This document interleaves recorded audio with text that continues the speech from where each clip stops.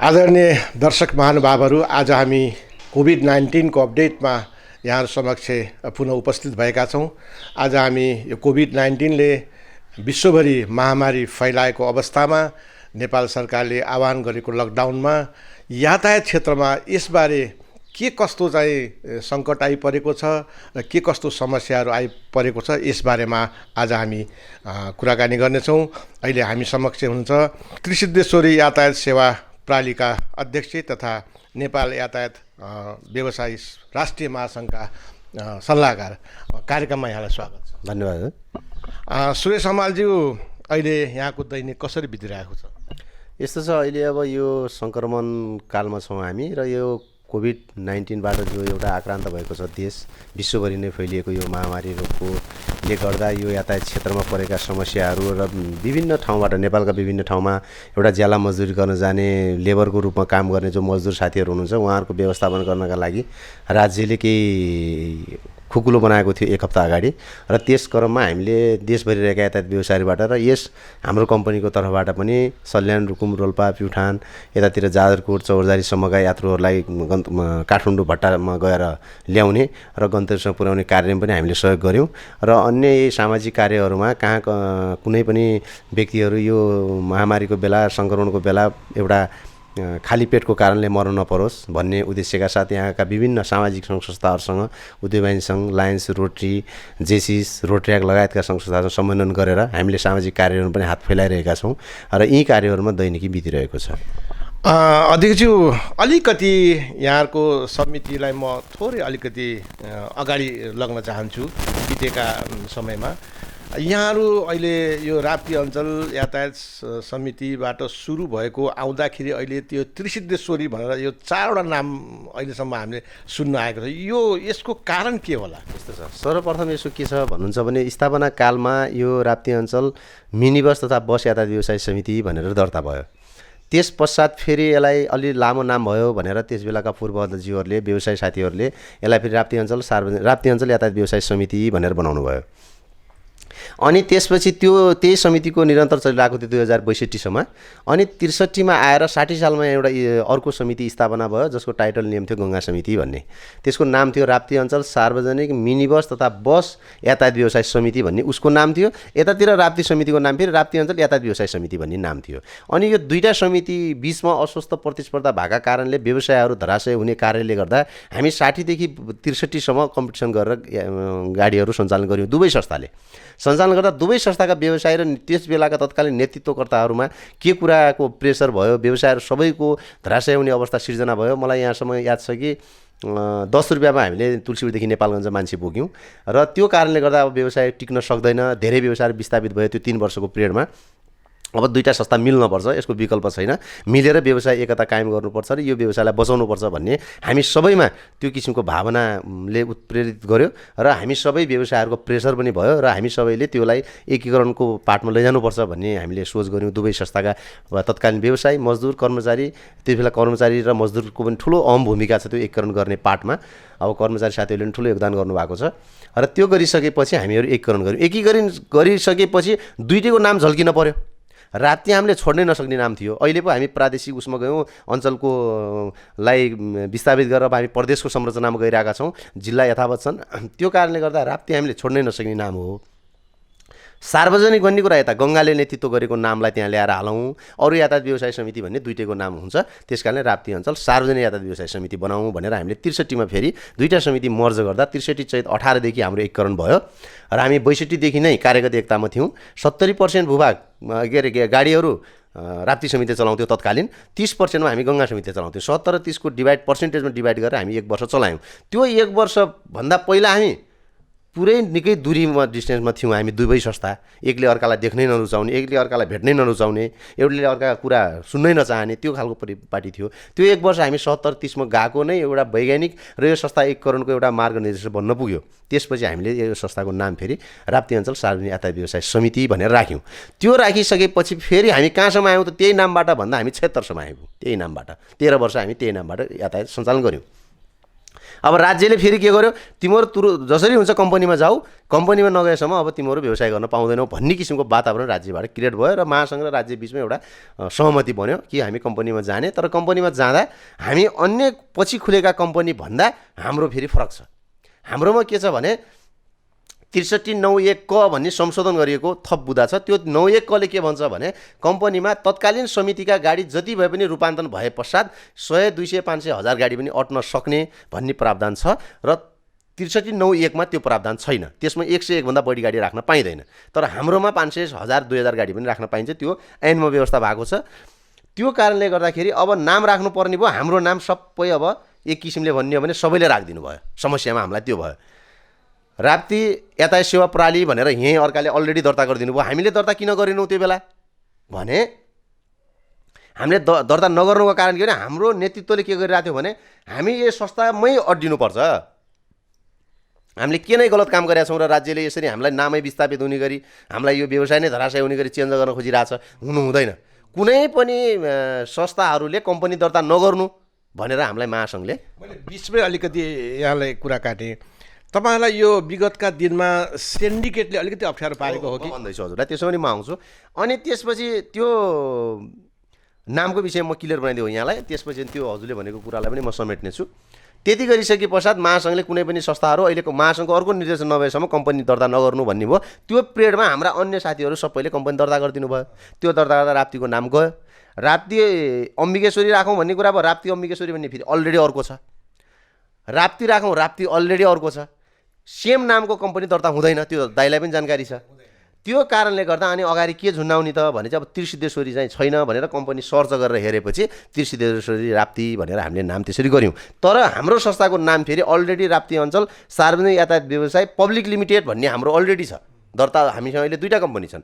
तर त्यो public limited भन्ने महासङ्घ र सरकार बिच सहमति भएअनुसारको कम्पनी नभएको कारणले हाम्रो सम्पत्तिहरू रूपान्तरण भएर आउनु पर्यो। नेपालमा सबैभन्दा बढी सम्पत्ति भएको भौतिक संरचना भएको समिति हो, कम्पनी हो हाम्रो। त्यो कारणले गर्दा त्यो सम्पत्ति रूपान्तरण भएर हाम्रो कम्पनीमा आइसके पश्चात यो कम्पनी त्यो कम्पनीको नाम मर्ज गरेर हामी फेरि नाम फेरि पुरानै राप्ती अञ्चल सार्वजनिक पब्लिक लिमिटेडमै हाम्रो नाम यथावत रहन्छ। फेरि यो छ। अब बिचमा सिन्डिकेटको कुरा जो दाइले गर्नुभयो, सिन्डिकेट भने म आजसम्म यो महासङ्घको स्थापना जगदीश नेपाली भन्नेले गर्नुभएको छ। इतिहास हेर्दा यातायात व्यवसाय हाम्रो यहाँको कम्पनीको कुरा गर्दा विश्वनाथ पोखरेलजीले गर्नुभएको छ यो संस्थाको नेतृत्व भनौँ स्थापना। अब यो आलो पालो पद्धति भन्ने कुरा जो सीताराम वर्माजीले पनि अस्ति नै डायलको कुरा जो यहाँहरूको कुरामा राख्नु भएको छ उहाँले, यो डायल प्रक्रिया भनेको यति वैज्ञानिक छ। त्यो बेला 2030-32 सालमा यो कसरी आयो होला ती डायल प्रक्रिया भन्ने कुरा आश्चर्यजनक छ। सबैका गाडीले बराबर क्यु खाने, सबैका गाडी बराबर तरिकाले चल्ने, यो भन्दा वैज्ञानिक अर्को कुरा हुनै सक्दैन। आज पनि त्यही प्रक्रियाबाट गाडी चलिरहेछ त। यसलाई पनि सिन्डिकेट भन्यो भने अबको व्यवस्था के हो त? हामीले त्यो बेला के भनिरहेको थियो भने हाम्रो सञ्चालन विधि ठिक छैन, त्यो हामी स्वीकार्न तयार छौँ। हाम्रो एकाधिकार भयो, त्यो पनि हामी स्वीकार्न तयार छौँ। नयाँ चिज हो के त? राज्यले त्यो भनिदिनु पऱ्यो त। यो ठिक छ, यो तपाईँको कुरा ठिक छैन। राज्यले भनेको यो कुरा ठिक छ भनेर राज्यले ल्याउनु पऱ्यो। त्यो ल्याउन सके अवस्था आजका दिनसम्म पनि छैन। सिन्डिकेट भनेर एकाध केही कुराहरू हामीभित्र केही कमजोरीहरू थिए। के थियो त भन्दा खुल्ला गाडी इन्ट्री गर्न नदिनु एउटा हाम्रो त्यो दुर्भाग्य हुन पुग्यो। हामीले त्यो किन गर्न दिएनौँ त खुल्ला गाडी इन्ट्री भने हामीले पुरानो व्यवसायहरूलाई बचाउनुपर्छ भन्ने हामी देशभरिका यातायात व्यवसाय साथीहरूले एउटा नीति बनायौँ।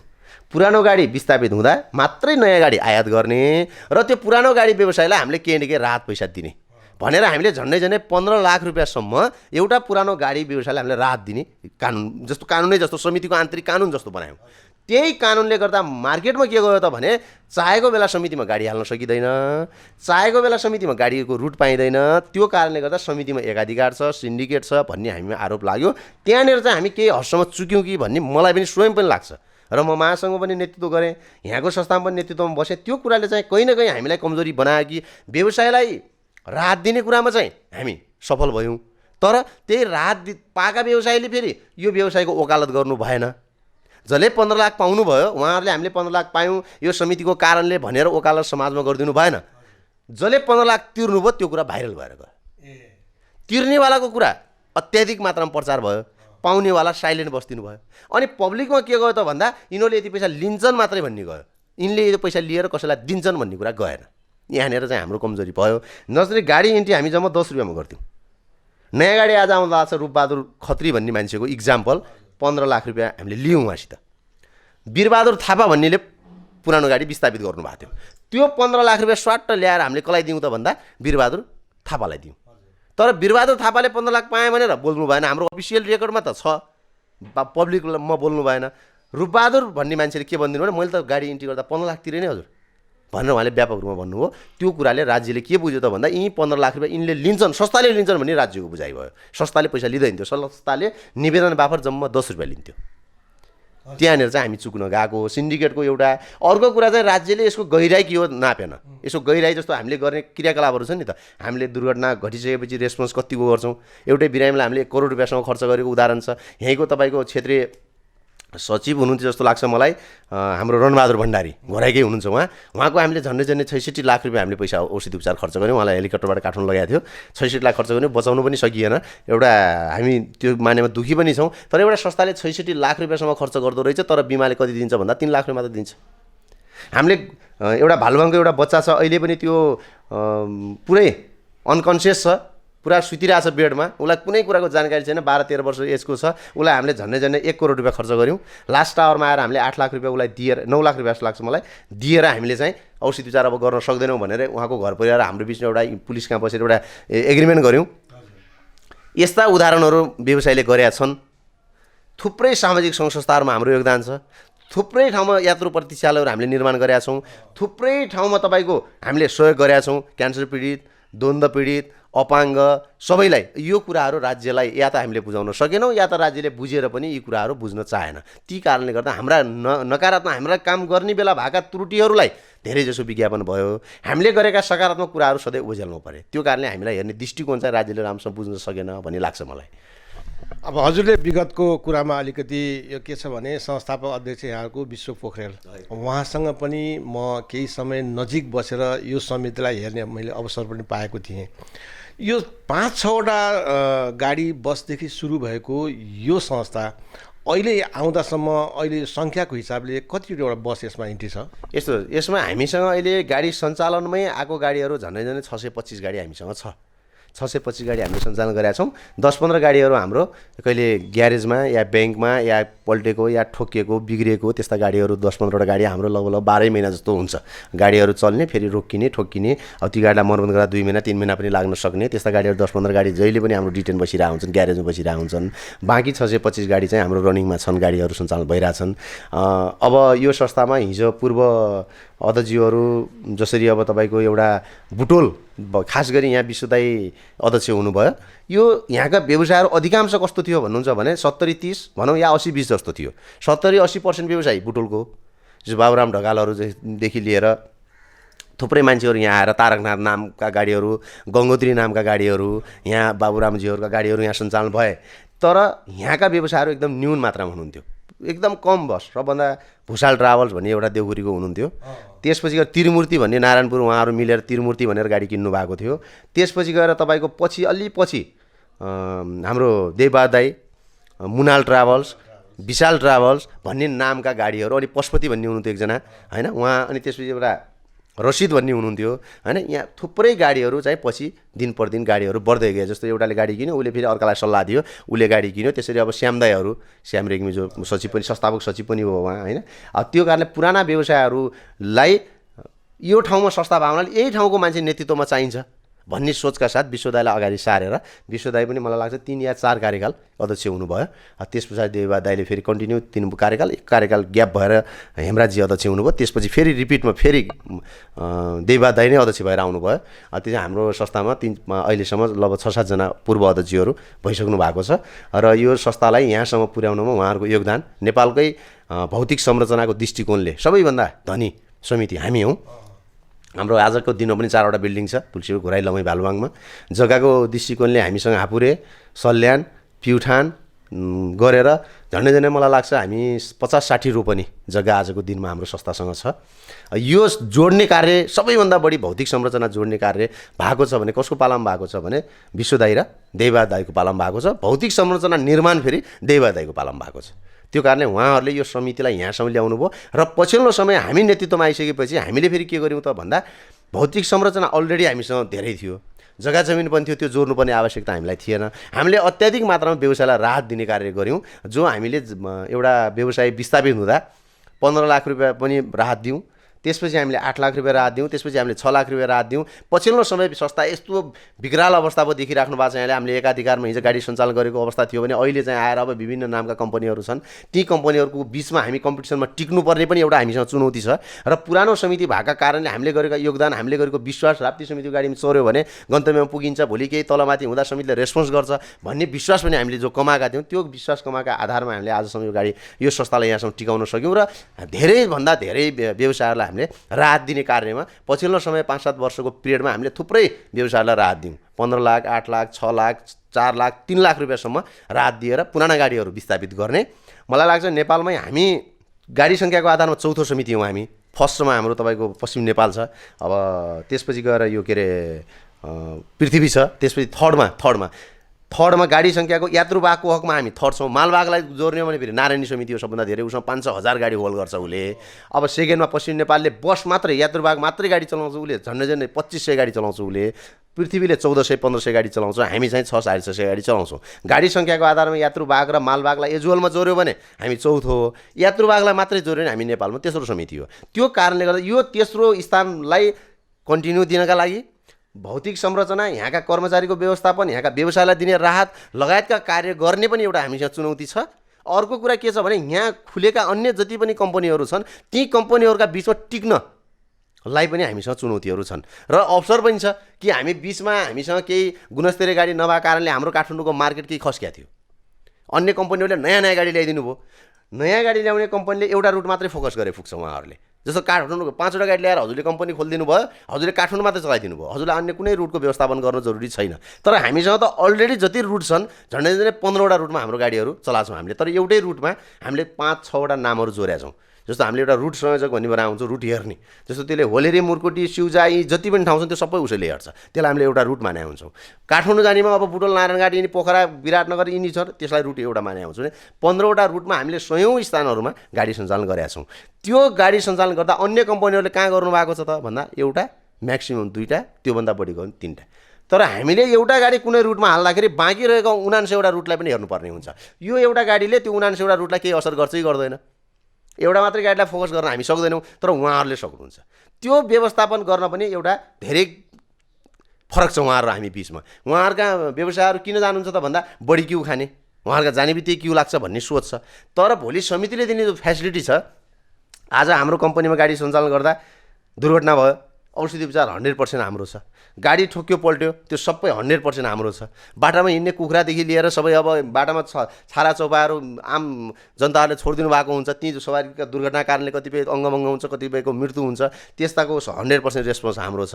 भने हामीले गर्ने जो फेसिलिटी छ, मलाई लाग्छ नेपालका उदाहरणीय 1-2वटा समिति होला, हामीले जुन फेसिलिटी दिन्छौँ, जुन शुल्क व्यवसायहरूसँग लिएर दिने फेसिलिटी छ, त्यो मलाई लाग्छ नेपालका अन्य समितिहरूसँग 2-4 समिति छन् हामी जस्तै फेसिलिटी दिने नेपालमा। हामी मात्रै एक नमुना योग्य समिति हौँ म भन्दिनँ। अरू समितिहरूले दिएको राम्रो सकारात्मक फेसिलिटीलाई त्यसलाई फेरि हामीले अङ्गीकार गरेर यहाँसम्म हामीले ल्याएका छौँ। यसका थुप्रै चुनौतीहरू र पछिल्लो 71 सालदेखि यता आइसकेपछि यातायात व्यवसायमा धेरै ठुलो चुनौती छ। 71सम्म हामी एक किसिमले सहज वातावरण नै थियो। 71 पछि आइसकेपछि हामीले यस्तो किसिमको विकराल अवस्था बेहोर्नु परेको छ। राज्यबाट पनि विभिन्न किसिमको कर हामीले तिर्नु पर्ने अवस्था छ। गाडीको अस्वस्थ प्रतिस्पर्धा छ। गाडी आयात जति पनि छ, अञ्चलीकरणको कुनै सिद्धान्तै छैन। तपाईँको गाडी अब विराटनगरबाट काठमाडौँ महिनामा तपाईँले 3 वर्ष दौडाउनु भयो, त्यही गाडी ल्याएर दाङ काठमाडौँ हालिदिनुहुन्छ। त्यो गाडी मिल्दैन भन्छौँ हामी। अञ्चलीकरण पुरानो गाडी हुँदैन भन्छौँ हामी। नयाँ गाडी जति आउँछ आओस्, तर पुरानो गाडीको अञ्चलीकरण हुँदैन। बागमती जनकपुर चल्छ भने बागमती जनकपुरै चल्नु पऱ्यो त्यो गाडी। त्यहाँको गाडीलाई अञ्चलीकरण गरेर राप्ती ल्याइदिनु भएन भन्ने हाम्रो कुरा छ। पूर्वमा 30 दिन दौड्ने गाडीलाई फेरि ल्याएर यहाँ तपाईँको स्थापित गरिदिने, एबिसी कुनै नामका कम्पनीहरू खोलिदिने, ती कम्पनीहरूका साथीहरूको अब गाडी सञ्चालन गरिदिने, त्यसबाट केही टिप्स शुल्कहरू लिने, आफ्नो व्यक्तिगत इच्छा, आफ्ना व्यक्तिगत आवश्यकताहरू पूर्ति गर्ने। अर्कोतिर के छ, सबैभन्दा ठुलो हामीले बेहोर्नु परेको पीडा के छ त भन्नुहुन्छ भने गाडी नभएका मान्छेको पनि कम्पनी हुने सबैभन्दा हामीले बेहोर्नु परेको पीडा अहिले। अब हजुरलाई कुनै प्रलोभन पारे एउटा कुनै मान्छे, रामबहादुर भन्ने मान्छे अलि 4वटा कुरा गर्न पनि जानेको छ, यसो मान्छेलाई भुलाउनु पनि जानेको छ भने त्यसलाई ट्याक्क कोही मान्छेले पक्र्यो, अध्यक्ष बनाइदियो त्यसलाई। उसको बस पनि छैन। अब बसै नभए मान्छे अध्यक्ष भयो भने त्यसले के बुझ्छ भने बसवालाको पीडा। अर्कोलाई सचिव बनाइदियो, उसको नि गाडी छैन। हामी के भन्छौँ भने कम्तीमा गाडीको यो कम्पनीको नेतृत्व गर्ने मान्छेको बस त हुनु पऱ्यो बाबा, गाडी भएको मान्छे त बनाइदिनुहोस्। होटल एसोसिएसनको अध्यक्ष होटलै नभए मान्छेलाई बनाएपछि के को नेतृत्व गर्छ भने जस्तै गाडीवालाको नेतृत्व गर्ने मान्छेको गाडी त हुनु पऱ्यो त भन्ने कुरा हामी राख्छौँ। यो पनि राज्यले अहिलेसम्म गर्न सकेको अवस्था छैन। अब अहिलेको यो विषम परिस्थितिमा राज्यसँग हामीले किन क्वेसन गर्ने अवस्था पनि छैन। अहिले हामीले जति सक्यो सहयोग गर्ने नै हो। त्यो कारणले गर्दा भोलिका दिनहरूमा यस्ता कुराहरूमा सुधार गर्नतर्फ हाम्रो नेतृत्व पनि लाग्नेछ र हामीले पनि राज्यलाई यी कुराहरू बुझाएर वास्तविक व्यवसाय गर्ने मान्छेहरूलाई राज्यले संरक्षण गर्नुपर्छ, बचाउनुपर्छ। एउटा नेपाली विस्थापित हुने कुरा राज्यको लागि पनि चुनौतीको विषय हो जस्तो मलाई लाग्छ। अब तपाईँ यातायात क्षेत्रमा काम गरिरहनु भएको छ र अनुभव पनि धेरै बटुल्नु भएको छ। यो अहिले यो दाङ क्षेत्रमा कतिवटा यातायात कम्पनीहरू छन् र तपाईँहरूले यत्रो सुविधा, एक्सिडेन्ट भयो भने दुर्घटनाहरू भए पनि यति राम्रो सुविधाहरू तपाईँले अहिले भनिहाल्नुहुन्छ, यति राम्रो सुविधा तपाईँहरूले प्रदान गरिराख्नु भएको छ। तैपनि समय समयमा यो दुर्घटना भयो भने धेरै किसिमको समस्याहरू तपाईँले झेल्न परिरहेको छ। प्रशासनसँग, सम्बन्धित व्यक्तिहरूसँग तमाम यस्तो समस्याहरू तपाईँले भोग्नु परिरहेको छ। यो तपाईँहरूले सर्वसाधारणलाई बुझाउन नसकेको हो कि यो सरकारले नै यसबारेमा केही ध्यान दिन नसकेको? यस्तो सर्वप्रथम त औषधि उपचारमा राज्यले के गर्नुपर्छ भने अन्य धेरै कुराहरू हामीले इन्डियाको सिको गर्छौँ, धेरै कुराहरू। तर यो बिमा पोलिसीमा आजसम्म इन्डियाको कुरो सिको गर्न सकेको अवस्था छैन। इन्डियाको पोलिसी के छ त भन्दा औषधि उपचारको जिम्मादेखि लिएर सबै कुराहरू कसले गर्छ त भन्दा बिमा कम्पनीसँग रिलेटेड छ। पीडित मान्छेले मुद्दा हाल्छ, मैले न्याय पाऊँ भन्छ, मैले औषधि उपचार पाऊँ भन्छ, उसले पाउनुपर्ने हो या होइन त्यहाँको केस गर्छ, केस गर्ने फैसला हुन्छ, त्यो डकुमेन्टको आधारमा त्यहाँ निर्णय हुन्छ। तर हाम्रो नेपालमा के छ, 10 जना मान्छे आउनुहुन्छ दुर्घटना घट्ने बित्तिकै त्यसलाई तुरुन्तै कुनै न कुनै पार्टीको सदस्यता दिइहाल्नुहुन्छ। त्यो मृत्यु भइसके पश्चात उहाँ त हाम्रो यस्तो असली कार्यकर्ता हो भन्नुहुन्छ। अब पार्टीको नाम म नगरौँ, नेपालमा जति पनि क्रियाशील पार्टी हुनुहुन्छ उहाँहरू कुनै न कुनैले एउटा पार्टीले उहाँलाई मृत्यु भइसकेपछि उहाँ हाम्रो पार्टीको असली कार्यकर्ता, उहाँले हाम्रो पार्टीलाई ठुलो क्षति भयो, त्यो कारणले गर्दाखेरि उहाँलाई त यति पैसा चाहिन्छ। उहाँको परिवार छ, 2टा बच्चा छन्, गरी खाने कोही छैन। पहिला के हुन्छ, हत्यारालाई कारवाही हुनु पर्यो, हत्यारालाई कारवाही हुनु पर्यो भन्ने आवाज उठ्छ। हामीले कारवाही गर्नुपर्छ गल्ती छ भने। तर हत्यारा हो कि होइन भनेर प्रेसरले के अरे प्रमाणित गर्न पाइँदैन। त्यसका पनि आधारहरू छ नि त। ट्राफिक स्केच हुनु पर्यो, मान्छे कुन बाटोबाट हिँडिरहेको थियो, हाम्रो गाडी कुन बाटोबाट आइरहेको थियो, मान्छेले मापसे गरेको थियो कि थिएन, त्यो पैदल हिँड्ने मान्छेले या बाइकमा हिँड्ने मान्छेले, यी सबै कुराहरूको आधारमा र कानुनले, आजको नेपालको कानुनले उसलाई अपराधी गराउँछ। यसले लापरवाहीका कारणले दुर्घटना भएको प्रमाणित गर्छ भने त्यसलाई कारवाही हुनुपर्छ भन्ने कुरा हामी राख्छौँ। उहाँहरूले प्रेसरको भरमा त्यहाँ पुलिसलाई पनि बोल्न नदिने, त्यहाँ पब्लिकलाई पनि बोल्न नदिने। हामी यातायात व्यवसाय त झन् अब त्यो बेलाको हत्याराको एउटा बिल्ला भिरेको मान्छे भइहाल्यौँ, त्यो प्रेसरको भरमा यति पैसा चाहिन्छ भन्ने हुन्छ। यसको अन्त्य हुनुपर्छ भन्छौँ हामी। पैसा पुगेको छैन भने, हिजो 50,000 रुपियाँ थियो त बिमाको, हो मान्छे मरिसके पश्चात पाउने पैसा कति थियो भने कानुनले 50,000 व्यवस्था गरेको थियो। अहिले समय अनुकूल महँगी बढ्दै गइसके पश्चात 5 लाखमा पुर्याएको छ। यो 5 लाख पनि कम हो भने त राज्यसँग माग गर्नु पऱ्यो त, 10 लाख बनाउनु पऱ्यो। औषधि उपचार अहिले 3 लाख छ। 3 लाख औषधि उपचार न्यूनतम हो, यसले केही पनि हुन सक्दैन। काठमाडौँ अहिले तपाईँको गाडीबाट घाइते भएका बिरामीहरूले उपचार गर्ने हस्पिटल भने मेडिसिटी, ग्रान्डी, यी बाहेक अन्त उपचार गर्न मान्नुहुन्न। जहाँ 5 स्टार लेभलको सेवा सुविधा छ, त्यो 5 स्टार लेभलको सेवा सुविधा हुने ठाउँमा हामी यातायात व्यवसाय पीडित मान्छेहरूले औषधि गर्नुपर्ने हाम्रो बाध्यता छ। राज्यले त्यस किसिमको ट्रामा सेन्टर काठमाडौँमा राज्यले यही दुर्घटनामा भएका घाइतेहरूको उपचारको लागि भने वीर हस्पिटलमा सटेको ट्रामा सेन्टर छ। ट्रामा सेन्टरमा कुनै 1 जना बिरामी जान मान्नुहुन्न, टिचिङमा 1 जना बिरामी जान मान्नुहुन्न, वीर हस्पिटलमा 1 जना बिरामी जान मान्नुहुन्न, कोलपुर मेडिकल कलेज 1 जना जान मान्नुहुन्न भने हामी यसबाट पनि पीडित छौँ। हामीले के भन्छौँ भने यो दाङको परिवेशमा कुरा गर्दा समयमा उपचार, दुर्घटना घटिसकेपछि मान्छेको मृत्यु दरलाई हेर्ने र स्पोर्टमा भएको मृत्यु र औषधि उपचार समयमा नभएर मृत्यु दरलाई हेर्ने, औषधि उपचार समयमा नभएर मृत्यु दर बढी छ। त्यो कारण के छ त भन्नुहुन्छ भने समय उपचार हुने हस्पिटल छैन। यहाँको हस्पिटलहरूले केही उपचार गर्न सक्छन्, घोराइकोले र तुलसीपुर दुईटैले गर्न सक्छन्, तर उनीहरूले किन गर्दैनन् त भने घाइते भइसकेपछि उहाँको आफन्त गएर डक्टरलाई के भन्नुहुन्छ भने यो मान्छे बाँच्छ कि नै तपाईँले ग्यारेन्टी गर्नुहोस् भन्नुहुन्छ डक्टरलाई। डक्टरले त्यो रिक्स किन लिन्छ? मैले भन्न सक्दैन हजुर, तपाईँहरू कोलपुर जानुहोस् या काठमाडौँ जानु लेखिदिन्छ डक्टरले। डक्टरलाई डाक्टर साहब यो बिरामी बाँच्न सक्छ भने तपाईँबाट पहल गरिदिनु होला, यसो उसो भने मान्छे भावनामा त डक्टरसम्म छ नि त मानवीय भावना त। उसले पनि आफूले उपचार गरेको मान्छे मरोस् भन्ने चाहना हुन्छ कहिले भने, तर उसलाई यस्तो प्रेसर दिन्छन् कि ऊ रिफर गर्न बाध्य हुन्छ। त्यही रिफर गरेका कारणले समय उपचार नपाएर बाटोमा ब्लिडिङ बढी भएर उपचार गर्ने हस्पिटलसम्म समयमा पुग्न नसकेर मान्छेको मृत्यु हुन्छ।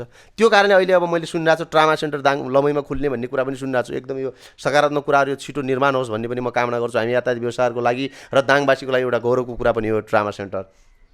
त्यो कारणले गर्दाखेरि औषधि उपचारको लिमिट पनि बढाउनुपर्छ। आजको दिनमा राज्यले 3 लाखले पुग्दैन, कम्तीमा पनि 5 लाख लिनुपर्छ। मान्छे मृत्युको अब श्रमिकले तपाईँको 7 लाख रुपियाँ व्यवस्था गर्दैछ। मृत्यु भएर एउटा उद्योगमा काम गर्ने श्रमिकले 7 लाख रुपियाँ पाउँदैछ भने यातायात व्यवसायमा काम गर्ने श्रमिकले 7 लाख किन नपाउने? श्रमिकले 7 लाख पाइसकेपछि त्यो गाडीभित्र यात्रा गरेको पैसा तिरेको यात्रु दुर्घटना कारणले मृत्यु भने उसले 7 लाख किन नपाउने? त्यस कारणले मृत्युको पनि श्रमिक अनुसार 7 लाखमा लैजानुपर्छ। औषधि उपचारको अब 5 लाख हुनुपर्छ भन्ने कुरा हामी यातायात व्यवसायले पनि सरकारसँग बीमा समितिसँग राखिरहेछौँ। र यो कुरा यो सरकार यो अहिलेको यो सङ्क्रमण कालको अन्त्य भयो भने नयाँ आउने बिमा पोलिसीमा र नयाँ आउने अब आर्थिक बजेटका कुराहरू पनि आइरहेछन्। यी सबै कुराहरू सम्भवतः यो पोलिसी बढेर जाला भन्ने मैले अपेक्षा गरेको छु। अब हामी वर्तमान अवस्थामा आउँछौँ। अब यो कोभिड-19ले विश्वभरि नै अहिले आक्रान्त तुल्याएको छ। हाम्रो नेपाल पनि यसबाट अछुतो रहन सकेको छैन। तर सौभाग्य हाम्रो भनौँ कि अहिलेसम्म हाम्रो यहाँ मानव क्षति हुन पुगेको छैन। हाम्रो लागि यो सौभाग्यको कुरा हो। अब अहिले यो अवस्थामा विगत चैतको 11 गतेदेखि हाम्रो नेपाल सरकारले पनि लकडाउनको घोषणा गरेको छ। अहिले हामी लकडाउनको 5औँ चरणमा छौँ। विगत एक महिनादेखि हामी लकडाउनमा छौँ।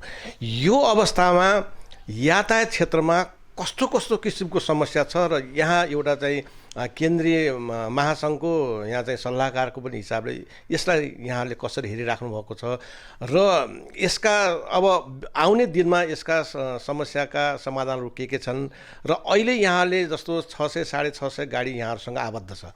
यसमा जोडिएका श्रमिकहरू छन्, व्यवसायीहरू छन्, यसमा चालकहरू छन्। यिनीहरूलाई अहिले यो अवस्थामा यहाँले कसरी व्यवस्थापन गरिराख्नु भएको छ? यस्तो छ, सर्वप्रथम त यो एउटा ठुलै चुनौतीको रूपमा रहेको छ। हामीले हिजो नाकाबन्दी पनि बेहोर्नु पर्यो र विभिन्न राजनीतिक परिवर्तनहरू पनि भए र त्यस पश्चात भूकम्पको पनि एउटा विकराल अवस्था पनि हामी यातायात व्यवसायले बेहोर्नु पर्यो र अहिले आएर त्योभन्दा यी सबैभन्दा ठुलो महामारीको रूपमा आएको यो अहिलेको कोरोनाले गर्दा झन् हामी तर्सित छौँ।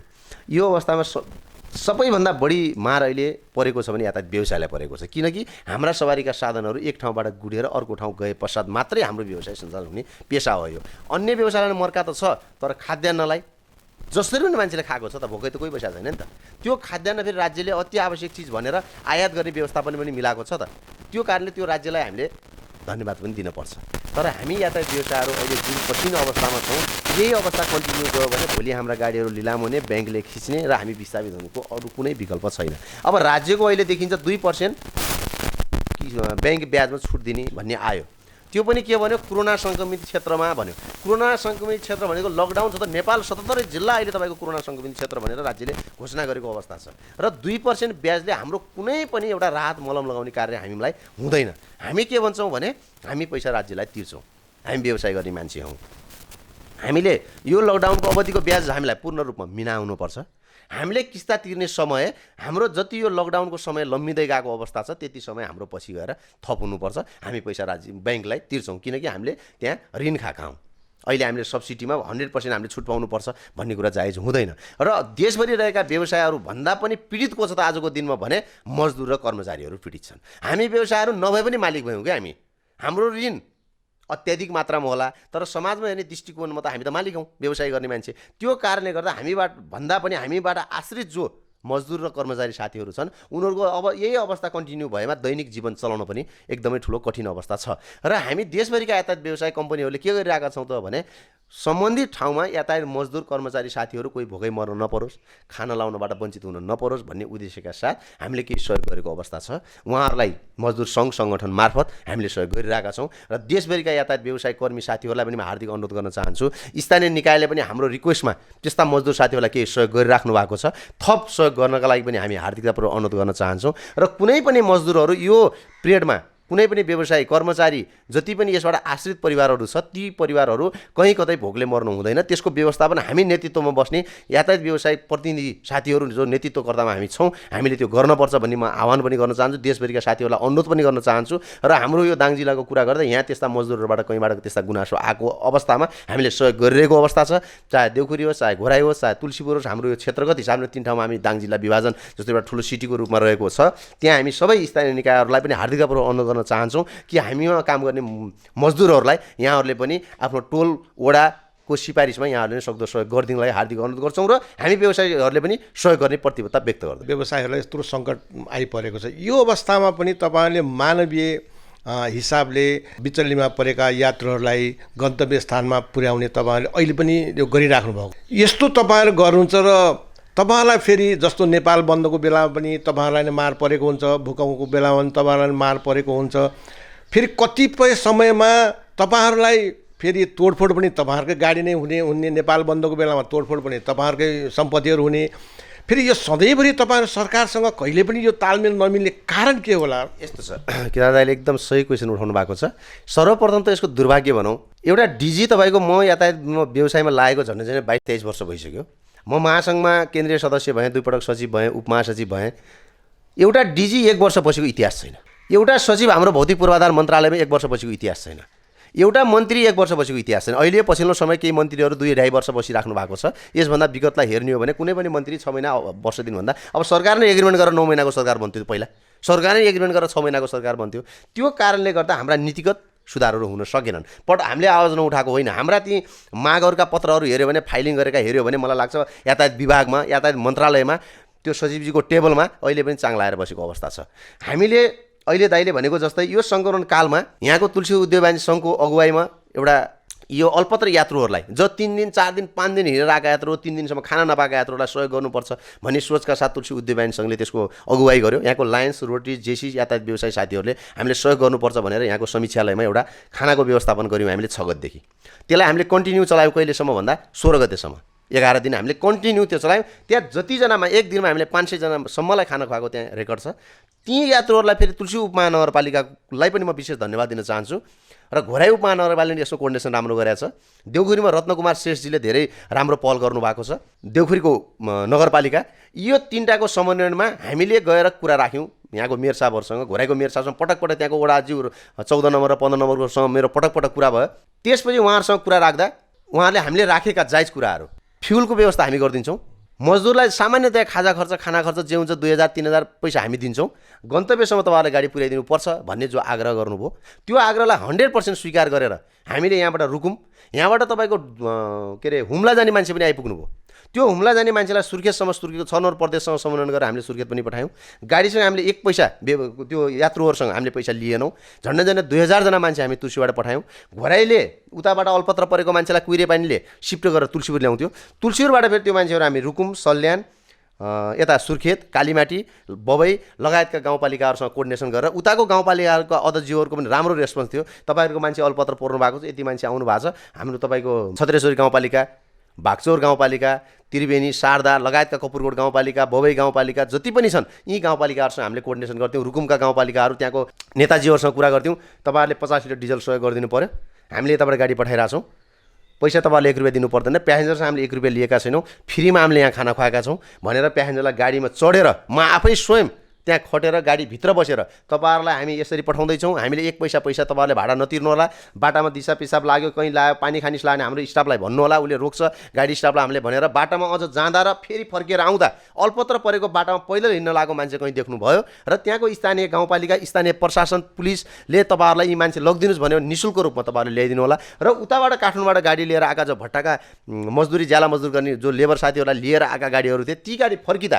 फेरि यहाँ अल्पत्र परेका जो मान्छेहरू भेटिनुहुन्थ्यो हामीसँग कि कोही म माइत छोरी गाएर आएको बाबु, म घर जान्न पाएँ यति भयो, कोही फेरि कहाँ आएको हुँ, म अल्पत्र परेको छु भन्ने मान्छेहरूलाई फेरि हामीले निःशुल्क रूपमा फेरि हामीले बुटोल, नारायणघाट, काठमाडौँ कहाँ कहाँ जाने मान्छेहरू हुनुहुन्छ फेरि हामीले यताबाट त्यता पनि पठाउने सहयोग गऱ्यौँ। यो मानवीय संवेदनामा हिजो भूकम्पको बेला सहयोग गर्ने हामी, हिजो नाकाबन्दीको बेला सहयोग गर्ने हामी, अहिले यो कोरोनाको बेला सहयोग गर्ने हामी। तर हामीले सहयोग गरेको कुरा यो के त्यस्तो भाइरस छ राज्यसँग कि हामीले गरेको सहयोग नै बुझ्दैन। हामी आश्चर्य छौँ। अहिलेको सरकारलाई मात्रै भन्दैनौँ, विगतदेखिका सरकारहरूले हामीले गरेका सकारात्मक कामहरूलाई, कुराहरूलाई कहिले पनि नबुझिदिने।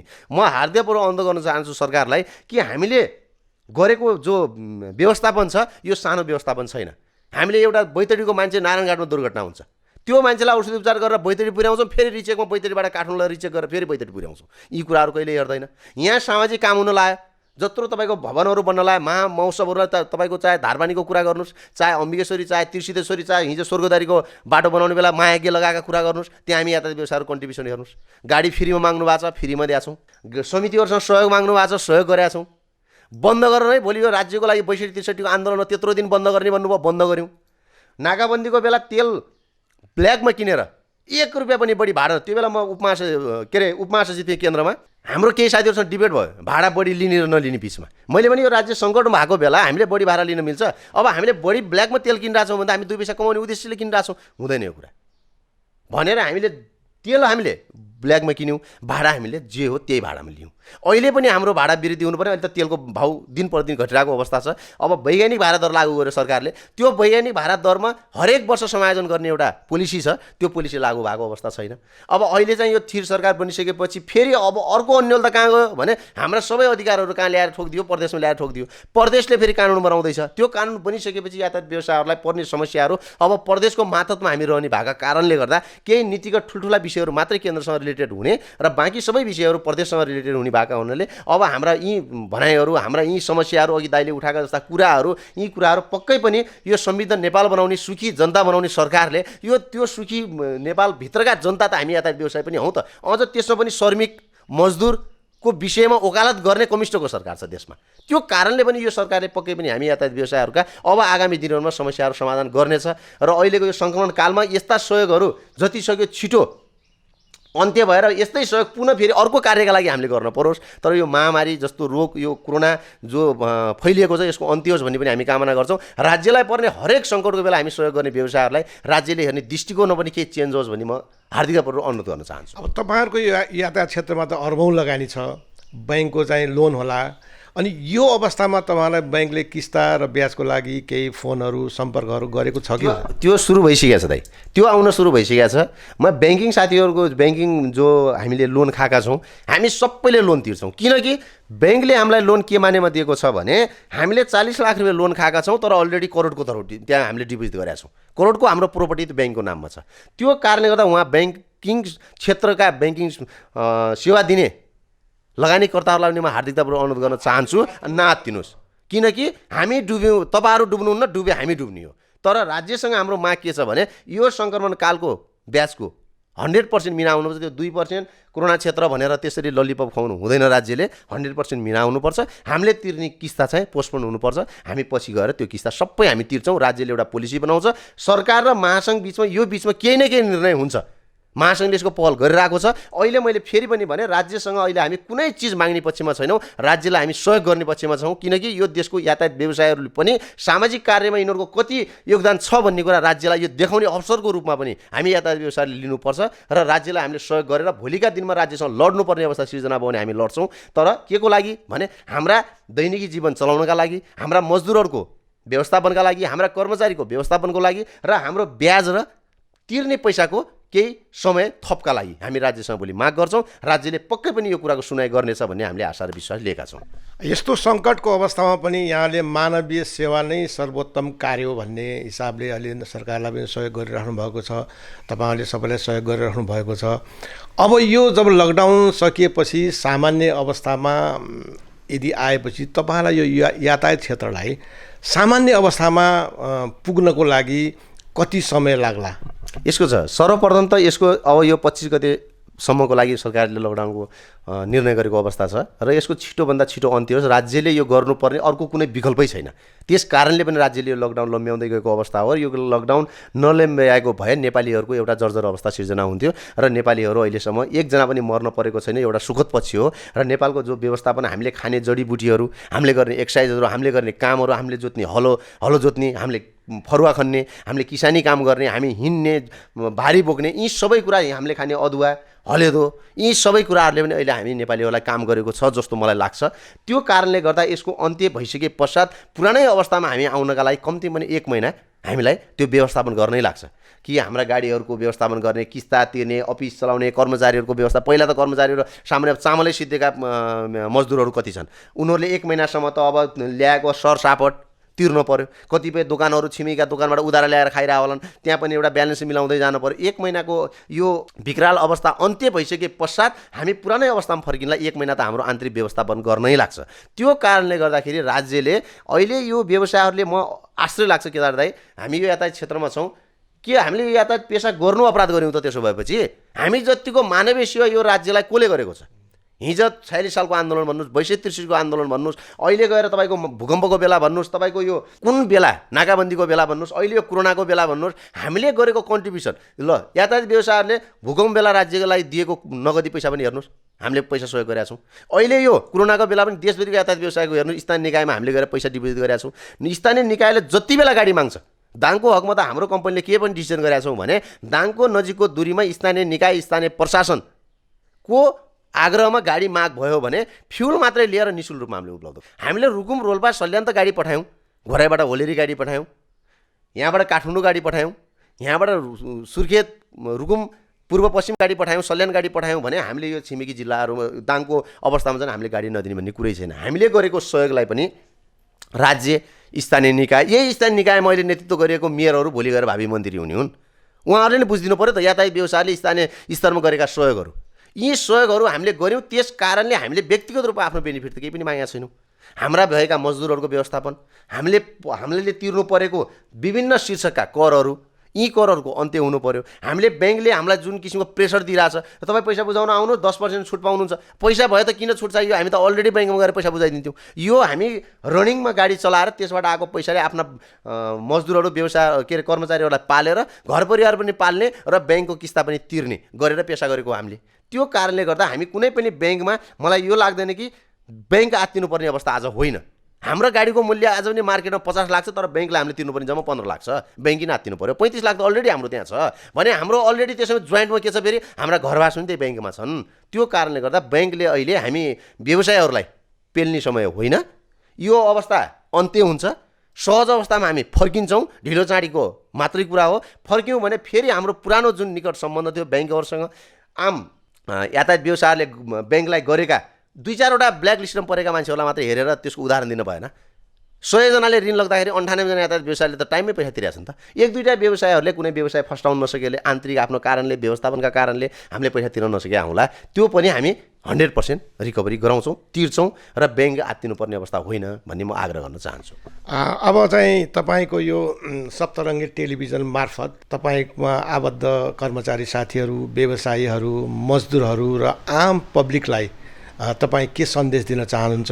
र मेरो यो व्यक्तिगत प्रश्न हो, यो प्रधान कार्यालय पहिले घोराइ थियो यो समितिको, त्यहाँ त्यत्रो भौतिक पूर्वाधार संरचनाहरू, भौतिक पूर्वाधार हुँदाहुँदै यसलाई चाहिँ तुलसीपुरमा अहिले प्रधान कार्यालय बनाउनुको कारण के होला, यसबारे पनि अलिकति जानकारी दिनुहोस्। धन्यवाद दाइ।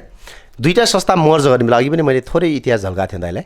दुईटा संस्था मर्ज हुने बेला अधिकांश व्यवसायहरू तुलसीपुर क्षेत्रको भएको र यस क्षेत्रका व्यवसायले दुईटा संस्था मर्ज पनि गर्ने र प्रधान कार्यालयको भवनको तुलना गर्दाखेरि तुलसी घोराइको भन्दा ठुलो प्रधान भवन तुलसीपुरमा भएको कारणले गर्दा अफिसियल सञ्चालन गर्न पनि सहज हुने र धेरै व्यवसायहरू पनि भएको कारणले प्रधान कार्यालय पनि तुलसीपुर ल्याउनुपर्छ र घोराइको प्रधान कार्यालय शाखा कार्यालयको रूपमा स्थापित गर्नुपर्छ भन्ने उद्देश्यका साथ सबले माग गर्नुभयो र त्यो कुरा हाउसमा लगेर हाउसले सर्वसम्मत रूपमा बिना विभेद, बिना कहीँ असहमतिका बावजुद त्यो सर्वसम्मत रूपमा पास भएर प्रधान कार्यालय तुलसीपुर आएको हो र अहिले पनि क्षेत्रगत हिसाबमा हाम्रो शाखा कार्यालय घोराइमा छ। घोराइ पनि अधिकृत लेभलको हाम्रो त्यहाँ शाखा प्रमुख हुनुहुन्छ र कुनै पनि किसिमको हाम्रो घोराइ र तुलसीपुर बिचको विभेद हामीले प्रधान कार्यालय तुलसीपुर ल्याएपछि घोराइका व्यवसायहरू मर्काम परेको अवस्था या हामीले गर्नुपर्ने निर्णयहरूमा कैनेर पक्षपात भएका अवस्थाहरू छैनन्। नेतृत्वमा पनि घोराइ र तुलसीपुरका साथीहरू हामी मिलेर संस्था चलाइरहेका छौँ। देउखुरी पनि यसमा समावेश छ। 3टा हामी तुलसीपुर, घोराइ, देउखुरी गरेर तिनै क्षेत्रका पदाधिकारीहरूको नेतृत्वमा यो संस्था विगत लामो समयदेखि सञ्चालनमा आएको छ। त्यो कारणले गर्दा यो प्रधान कार्यालय हिजो संस्था एकीकरण हुने बेलाको एउटा प्राविधिक कुरो भएको कारणले प्रधान कार्यालय यहाँ ल्याइएको हो र संस्था सञ्चालन गरिसके पश्चात प्रधान कार्यालय तुलसीपुर ल्याइसके पश्चात कैनेर पनि यस्ता प्रधान कार्यालयका विषयले हामी बिचमा अविश्वासको अवस्था सिर्जना भएको छैन। त्योसम्म म दाइलाई जानकारी गराउन चाहन्छु।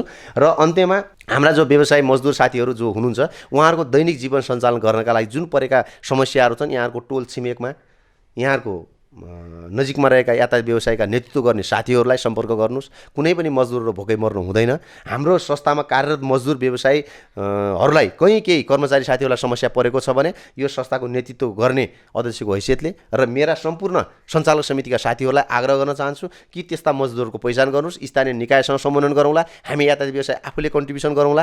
कुनै पनि मजदुरी यो लकडाउनको विषयमा भोकै मर्यो भोकै खान पाएको छैन भन्ने अवस्था सिर्जना नहुनका लागि हामी उचित व्यवस्थापन गर्छौँ र त्यस्ता मजदुर साथीहरूलाई ढुक्क हुनका लागि पनि म हार्दिकपूर्वक अनुरोध गर्न चाहन्छु र यो सप्तरङ्गी टेलिभिजनले अहिले हामी यातायात व्यवसायहरूलाई जिज्ञासाहरू राख्ने विशेष गरी जो पिरो लिएर बसेका र केदार दाई पनि एउटा लामो समयदेखि विभिन्न क्षेत्रमा सामाजिक कार्यहरूमा व्यवसाय क्षेत्रमा एउटा सफल नेतृत्व गरिरहेको व्यक्ति हुनुहुन्छ र यहाँहरूले हाम्रा कुराहरू आम जनताहरूलाई राख्ने स्थानीय निकाय सरकारहरूलाई पनि हाम्रा आधारभूत आवश्यकता हाम्रा पीर मर्काहरूलाई उजागर गर्ने जो एउटा अवसर दिनुभएको छ त्यसको लागि म दाइ लगायत सप्तरङ्गी परिवारलाई विशेष धन्यवाद दिन चाहन्छु। यहाँहरूको उन्नति प्रगतिमा सधैँ हाम्रो संस्थागत र व्यक्तिगत रूपमा हाम्रो सहयोग रहनेछ र यो समाजमा हुने हरेक किसिमका यस्ता अप्ठ्यारा अवस्थामा यस्ता जटिल अवस्थामा यातायात व्यवसायहरू सदैव यो राज्यलाई यहाँका जनतालाई यहाँको स्थानीय सरकारलाई स्थानीय प्रशासनलाई पूर्ण रूपमा सहयोग गर्ने प्रतिबद्धता व्यक्त गर्छु। यो संस्था यहाँसम्म ल्याउन यो महत्त्वपूर्ण योगदान पुर्याउने पूर्व अध्यक्षहरू व्यवसायी कर्मचारी साथीहरूको जुन योगदान छ र आजको दिनमा जुन नेतृत्वमा मलाई ल्याएर जसरी विश्वासको मत प्रकट गर्नुभएको छ र यहाँको विश्वासको मतलाई कहिले पनि अपमानित हुने कार्य मबाट हुने छैन भन्ने विश्वास दिलाउन चाहन्छु। हस्त कार्यक्रममा समय दिनुभएकोमा यहाँलाई धेरै धेरै धन्यवाद। यहाँ लगायत सम्पूर्ण परिवारलाई विशेष धन्यवाद। दर्शकवृन्द, भर्खरै हामीले यहाँलाई त्रिसिद्धेश्वरी राप्ती यातायात सेवा प्रणालीका अध्यक्ष सुरेश हमालज्यूलाई प्रस्तुत गऱ्यौँ। अहिले हामी यहाँहरूसँग अहिले बिदा हुन्छौँ। पुनः अर्का व्यक्तित्व यातायात क्षेत्रमा काम गर्ने व्यक्तित्वलाई लिएर पुनः उपस्थित हुनेछौँ। अहिले हामी यहाँहरूसँग बिदा हुन्छौँ। हेर्दै गर्नुहोला सप्तरङ्गी टेलिभिजन। तपाईँ अहिले हेर्दै हुनुहुन्छ सप्तरङ्गी HD टेलिभिजन। दर्शकवृन्द, अब हामी तपाईँहरू समक्ष अम्बिकेश्वरी सार्वजनिक राप्ती यातायात प्रणालीका दाङका अध्यक्ष तथा नेपाल यातायात व्यवसायी राष्ट्रिय महासङ्घ 5 नम्बर प्रदेशबाट केन्द्रीय समिति सदस्य ज्ञानबहादुर बस्नेतलाई प्रस्तुत गर्दछौँ। कार्यक्रममा यहाँलाई स्वागत छ। धन्यवाद छ। अहिले चाहिँ यो कोभिड-19 को सङ्क्रमणबाट बच्नको लागि नेपाल सरकारले चैत्र 11 गतेदेखि लकडाउनको घोषणा गरेको छ। अब अहिले हामी लकडाउनको घोषणा गरेको 5औँ चरणमा प्रवेश गरेका छौँ। अहिले यो अवस्थामा तपाईँले आफ्नो दैनिक कसरी समय बिताइराख्नु भएको छ? अब यो सर्वप्रथम त यहाँले टेलिभिजन मार्फत मलाई केही आफ्नो कुरा राख्न दिनुभएकोमा त्यसको लागि धन्यवाद छ सप्तरङ्गी परिवारलाई, मेरो व्यक्तिगत तथा मेरो संस्थाको तर्फबाट। अब यो देशमा मात्रै नभएर विश्वभरि नै अहिले आक्रान्त रूपमा यो कोभिड-19 को जुन प्रकोप छ यसले गर्दा हामीभन्दा धेरै उच्च स्तरका देशहरूमा, धेरै विकसित देशहरूमा पनि यसले तबाही मचाएको छ। तर अब यसले गर्दाखेरि राष्ट्रमा परेको समस्यालाई लिएर हामी यातायात व्यवसायीहरूले राष्ट्रले गरेको आह्वानमा हामी आजसम्म चैत्र 10 गतेदेखि लामो दूरीको गाडीहरू बन्द भएको छ। त्यहाँदेखि आजसम्मको अवस्थामा हामी यातायात व्यवसाय जति पीडामा परे पनि यो देशमा परेको सङ्कटलाई समाधान गर्नको लागि हामी कटिबद्ध रूपले लागेका छौँ र यसको लागि हामी सम्पूर्ण हाम्रो यातायात व्यवसायको तर्फबाट पनि सम्पूर्ण जनताहरूलाई के भन्न चाहन्छौँ भने जो जहाँ हुनुहुन्छ सरकारले दिएको नीति निर्देशनअनुसार यहाँहरू बस्नुहोस् र सबभन्दा ठुलो आफ्नो एउटा शरीर हो, ज्यान हो, परिवारको शरीर होस्। यहाँ केही ठाउँमा मान्छेहरू आएर लुकेर थाहा नदिएर बस्ने गर्नुभएकोमा यो विषयमा पनि म तपाईँहरूलाई यही टिभी मार्फत के जानकारी गराउन चाहन्छु भने सरकारले कुनै अन्य मनसायले नगरेकोले आफ्नो जनताको जीवनलाई कसरी सुरक्षा गर्ने भन्ने सरकारलाई हम्मे परेको बेलामा तपाईँ हामी जस्तो यस देशका नेपाली नागरिकहरूले सहयोग गरेनौँ भने पक्कै पनि ठुला राष्ट्रहरूमा आएको सङ्कटभन्दा हामी कहाँ ठुलो आक्रान्त रूपमा यो फैलिने भावनाले सबै आफ्नो ठाउँमा सरकारले भनेको उसमा लाग्नुहोस् र हामी व्यवसायीहरूले सरकारसँग गरेका प्रतिबद्धता अनुसार प्रधानमन्त्रीजीसँग महासङ्घ राष्ट्रिय महासङ्घले बसेर उहाँहरूले मन्त्रीमण्डलमा राखेको कुराहरूलाई हामीले सहयोग गरेका हौँ र अझै पनि बिचमा बेखर्च भएर बसेका मान्छेलाई लिन पनि यहाँबाट हामीले गाडीहरू पठाएर फ्री सेवा गरेर हामीले गन्तव्यसम्म यहाँ ल्याएर यहाँ आएका मान्छेलाई रुकुम रोल्पा समेत पठाइरहेका छौँ।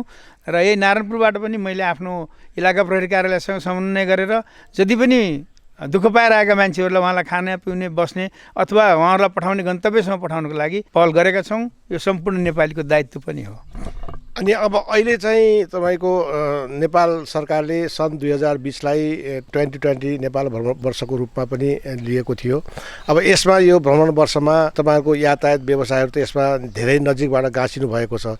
यसले त पर्यटन वर्षलाई त प्रभाव पार्यो नै। अब अहिलेको अवस्थामा तपाईँहरूले चाहिँ आफ्ना व्यवसायहरू, तपाईँको संस्थासँग आबद्ध व्यवसायहरू, श्रमिकहरूलाई कसरी चाहिँ अहिले व्यवस्थापन गर्नुभएको छ यो अवस्थामा?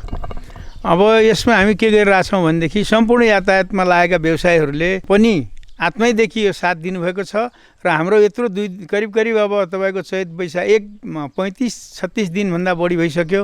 अब यसमा गाडीले ल्याएर जो त्यसैमा जीवन आर्जन गरेर त्यसबाट आर्जन भएको आर्जनबाट आफ्नो घर परिवार पाल्ने मानिसहरूले पनि निकै कष्ट र दुःख साथ उहाँहरूले कुराहरू राख्नु भएको छ। हामी के भन्छौँ भनेदेखि यो केही समयको कष्टलाई टार्नको लागि भए पनि हामीहरूले सरकारको उसलाई के भन्छन् सरकारले दिएको नीति निर्देशनलाई मान्नु पनि पर्यो।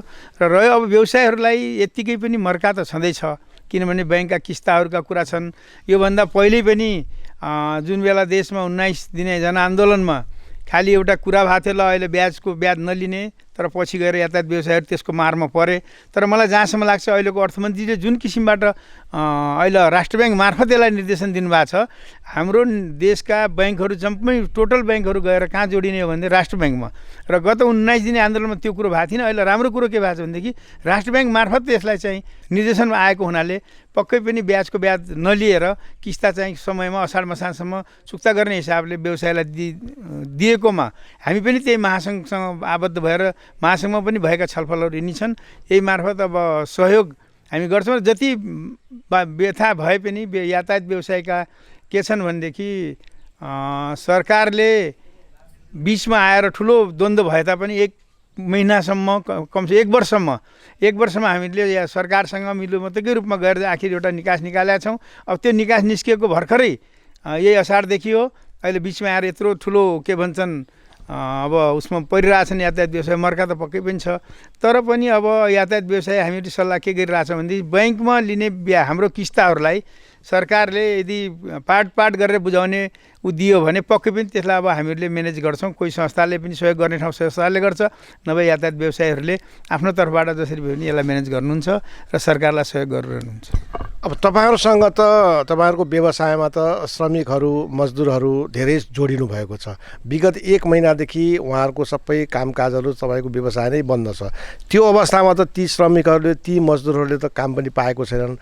उहाँहरूको चाहिँ साँझ बिहानको अत्यावश्यक सामानहरूको खाद्यान्नको कसरी यहाँले व्यवस्थापन गर्नुभएको छ? कुनै मजदुरले यसबाट तपाईँलाई केही जानकारी गराउनुहुन्छ कि केही गुनासो गर्नुहुन्छ कि के छ उहाँहरूको अवस्था अहिले? यो यातायात क्षेत्रमा लागेका मजदुरहरूको भयावह अवस्था नै छ। किनभनेदेखि देशमा रहेका बेरोजगारको करिब प्रत्यक्ष अप्रत्यक्ष 25 लाखभन्दा बढीले यातायात व्यवसायबाट आएको आर्जनबाट यो आफ्नो जीविकोपार्जन गरिरहेकोमा अब यसमा के भइरहेछ भनेदेखि उहाँहरूले पनि हामीलाई सहयोग गर्नुमा चाहिँ हामीले पनि उहाँहरूलाई सक्दो सहयोग व्यवसायीले आफैले आफ्नो जुन मजदुरहरू छन् गाडीमा काम गर्ने मजदुर उनी बेखर्ची भइसकेपछि हाम्रो एउटा एक त मानवीय नाता पनि हुन्छ, दोस्रो कुरा हामीसँग गाँसिएको एकै परिवार हो त जुन मजदुरले हामी कहाँ काम गर्छ एकै परिवारको रूपमा काम गरे हुनाले हामीहरूले मजदुरले भनेका कुराहरूलाई कहाँ कसरी सुल्ट्याउन सकिन्छ। जस्तो मैले अस्ति भर्खरै मेरो चालकलाई सोधेर के छ भनेर सोद्धा यसो छ अब त खानेको कुरा मैले त्यसमा चिन्ता नगर भने मैले कुनै साथीलाई भनेर साथी मार्फत अब मैले उसको खाद्यान्न व्यवस्था गरिरहेको छु। र यातायात व्यवसायले जहाँसम्म लाग्छ सबै साथीहरूले आफ्ना मजदुरहरूलाई अप्ठ्यारो परेको बेला सहयोग गर्नुहोस् है भनेर हामीले प्रालीको तर्फबाट हाम्रो कार्य समितिले समन्वय गरेर हामीले जहाँ छ आफ्ना मजदुरहरूलाई परेको अप्ठ्यारोमा सहयोग गर्नुहोस् भनेर भनेका छौँ र हामी गर्दै पनि जान्छौँ। र मजदुरहरूले पनि यो अवस्थामा व्यवसायलाई कति मार्छ भन्ने कुरा प्रत्यक्ष बुझिया हुनाले उहाँहरूले पनि एकदमै अप्ठ्यारो परेको अवस्थामा मात्रै हामीहरूसँग यस्तो पऱ्यो के गरौँ भनेर उहाँहरूले सोध्नुहुन्छ। त्यसलाई हामी कसरी निराकरण गर्ने भनेर हाम्रो कार्य समितिबाट यी कुराहरू भएर जान्छ। अब यो अवस्थामा त धेरै सङ्घ संस्थाहरूले विभिन्न वर्गहरूको लागि राहत पनि वितरण गरिराख्नु भएको छ। ती राहतहरू आफ्ना तपाईँहरूका यो साँझ बिहान खानको लागि गाह्रो भएका मजदुरहरूलाई ती राहतको व्यवस्था मिलाउनु भएको छ कि छैन? नै व्यक्तिगत रूपमा हामीले आफ्नो मजदुरलाई आफै सेवा गरिरहेछौँ र बिचमा तुलसीपुर नगरपालिकाबाट मेयर साहबले ल है राहतको लागि तपाईँहरूले सहयोग गर्नु पर्यो भनेपछि सूर्य समालजी हाम्रो अहिले केन्द्रीय सल्लाहकार हुनुहुन्छ, उहाँले फोन गरेर दाइ यसो कुरा आयो के गरौँ त भन्दा ल ठिकै छ हामीले जहिले पनि दैवीय प्रकोपमा राष्ट्रलाई परेको अप्ठ्यारोमा चाहे त्यो बाढी पीडित होस् चाहे भूकम्प पीडित होस् चाहे अहिलेको यो भयावह अवस्थामा छ हामीले चाहिँ सहयोग गर्ने एउटा वचनबद्ध गरेर हामीले सम्पूर्ण समितिहरूबाट उठाएर राहतको रूपमा हाम्रा मजदुरलाई मात्र होइन कि हामीले बाहिरको अन्य अप्ठ्यारो परेको मजदुर जसले चाहिँ एउटा लेबर दैनिक रूपमा ज्यालादारी काम गर्थे तिनीहरूलाई पनि हामीले सहयोग नगरपालिका मार्फत गरिरहेछौँ र त्यसमा तुलसीपुर नजिक भएको हुनाले हामीले चाहिँ सुरेशजीले खबर गरेअनुसार उहाँलाई नै जिम्मा दिएर हामीले समितिले के कति दिने भनेर त्यो हिसाबले जसरी हामीले हिजो भूकम्प पीडितमा उठाएको थियौँ बाढी पीडितमा उठाएका थियौँ उठाएर त्यो राहत बाँडेका थियौँ दिएका थियौँ अब त्यस्तै गरेर अहिले पनि हामीले हाम्रो मजदुरलाई त आफ्नो छँदैछ यो जिम्मेवारी दायित्व त्यसका अतिरिक्त पनि अन्य मानिसहरूलाई परेको अप्ठ्यारोमा हामीहरूले त्यो राहतको स्वरूप हामीले समितिबाट पैसा उठाएर खाद्यान्न गरेर वितरण गर्ने काम तुलसीपुर एरियामा हामीले सुरेशजीलाई जिम्मा दिएको र उहाँले नगरपालिका र वडासँग समन्वय गरेर त्यो वितरण भइरहेछ। अब यो यातायात क्षेत्रमा तपाईँको निजी क्षेत्रको ठुलो लगानी छ, अर्बौँ लगानी छ। यो अवस्थामा अहिले चाहिँ विगत 1 महिनादेखि सबै यातायात सबै ठप्प छ। अब रह्यो तपाईँहरूको त व्यवसायमा कतिपयको लोन होला, कतिपयको चाहिँ किस्ताको कुराहरू होला। यो अवस्थामा बैंकले तपाईँलाई किस्ताको ब्याजको बारेमा केही सम्पर्क गर्ने गरेको छ कि छैन? व्यवसायलाई केही जानकारी छ हजुरलाई? कतै कतै ब्याङ्कहरूले पनि अब पहिलेको अनुसारले, तर मलाई जहाँसम्म लाग्छ अब अर्थमन्त्रीजीले जुन हिसाबले क्लियर गरिदिनु भएको छ र राष्ट्र ब्याङ्कले जुन किसिमको एउटा यसरी गर्ने भनिरहेको छ त्यो आधारमा अब जहाँसम्म लाग्छ ब्याङ्कहरूले पनि हुन त आफ्नो पुँजीलाई वसुल गर्न उहाँहरूले समन्वय सम्पर्क त गरिराख्नुपर्छ। एउटा ग्राहक र ब्याङ्कको बिचको नातालाई ज्वलन्त राख्नको लागि त्यसकारण फोन गरे तापनि जुन किसिमको उहाँहरूको ल के छ कसो छ भनेर त्यो ब्याङ्कहरूमा कुनै कुनै साथीले यसरी फोन आएको छ भनेपछि ठिक छ तपाईँहरूले कुरा राख्नुहोस् आफ्ना र जुन दिनदेखि गाडी सञ्चालन होला बिस्तारै हामी चाहिँ यसलाई किस्तायत रूपमा अब 2 किस्ता 3 किस्ता गरेर क्लियर गरौँला, यसलाई बुझाउँला भनेर यसरी कुरा भइरहेछ। ब्याङ्कले पनि अब अहिले को अवस्थामा त्यति कडाई रूपमा ल है तपाईँले नबुझाए तपाईँको लिलाममा पठाउने यो गर्ने भनेर कुनै पनि ब्याङ्क अथवा वित्तीय संस्थाहरूले त्यो गर्दैन होला मलाई जहाँसम्म लाग्छ। म पनि त्यही सेक्टरबाट यतातिर आएको हुनाले राष्ट्रिय सङ्कटमा सम्पूर्ण क्षेत्रले सहयोग गर्नुपर्छ। यो एउटा होइन, यातायात व्यवसाय त कति मर्कामा छन्, कति अप्ठ्यारो अवस्थामा छन्। त्यो हुँदाहुँदै पनि कुनै पनि ठाउँमा देशमा परेको सङ्कटमा यो राष्ट्रमा परेको सङ्कटको लागि यातायात व्यवसाय पछाडि कहिले पनि हटेका छैनन्। हाम्रो हिजो समिति थियो, आज त्यो रूपान्तर भएर 1 वर्ष सरकारसँग भनौँ एउटा वाग्द्वन्द हुँदा आएर हामी प्रालीमा छौँ। प्राली र कम्पनीमा के हुन्छ भनेदेखि सीमित गाडी हुन्छ, सीमित सङ्ख्या हुन्छ, तर हामीसँग अप्ठ्यारो के थियो भने हामीसँग सम्पत्ति पनि थियो, स्थिर सम्पत्तिहरू, त्यसपछि गाडीहरू प्रशस्त थिए। अब त्यो सबै गाडीलाई फ्र्याक्सन गरेर 100 भन्दा बढी नबनाउने हो भने त्यसले चाहिँ अब नियमै चेन्ज गरेर नेपाल सरकारले पनि यसलाई चाहिँ हामीलाई प्रालीमा लग्न दिएको छ, जससँग जति गाडी चाहिँ रूपान्तर भएर जाने भनेको छ। त्यसकारण अब हिजोको अप्ठ्यारोबाट हामी अझै अप्ठ्यारोमा छौँ। सरकारलाई राजस्व कर तिर्नेमा सबभन्दा अग्रिम भनेकै के भन्छ यातायात क्षेत्र हो, किनभने 210% भन्सारका गाडीहरू ल्याएर त्यो भन्सार त्यही यातायात व्यवसायले नै तिरेको छ। तर बिचमा केही कुराहरू अलिकति सरकार पक्षबाट आएका हाम्रा डिजी भट्टराईजीको अलिकति गलत व्याख्याले गर्दाखेरि सरकार र यातायात व्यवसाय बिच केही द्वन्द्व बढेको थियो। तर पनि त्यति हुँदाहुँदै पनि हामीले वर्तमान प्रधानमन्त्रीजीले भारतसँगको नाकाबन्दीमा जुन किसिमको कुरा गर्नुभएको थियो, म लडेर म झुकेर होइन म डटेर पनि सामना गर्छु, त्यसको लागि विश्वकै इतिहासमा एउटा सराहनीय काम के भयो यातायात क्षेत्र भने गाडीभित्र हेलमेट लगाएर पनि चालकहरूले गाडीलाई गन्तव्य स्थानमा पुर्याए र त्यसमा चाहिँ सरकारले पनि सब्सिडी दिने कुरामा नदिए तापनि मधेस आन्दोलनमा होस् चाहे राष्ट्रिय आन्दोलनमा होस्, तर पनि यातायात व्यवसायले जनतालाई परेको अप्ठ्यारोको बेलामा यो राष्ट्र हाम्रो हो, यो राष्ट्र बिग्रे हामी बिग्रिन्छौँ भन्ने भावनाले अहिले पनि पूर्ण रूपमा आफू मर्कामा हुँदाहुँदै पनि यातायात व्यवसायले विभिन्न ठाउँमा विभिन्न किसिमबाट यो सरकारसँग समन्वय राखेर हामीले चाहिँ के भन्छन् दिइरहेछौँ, सब्सिडी दिइरहेछौँ। र कुनै पनि वित्तीय संस्थाहरूले अब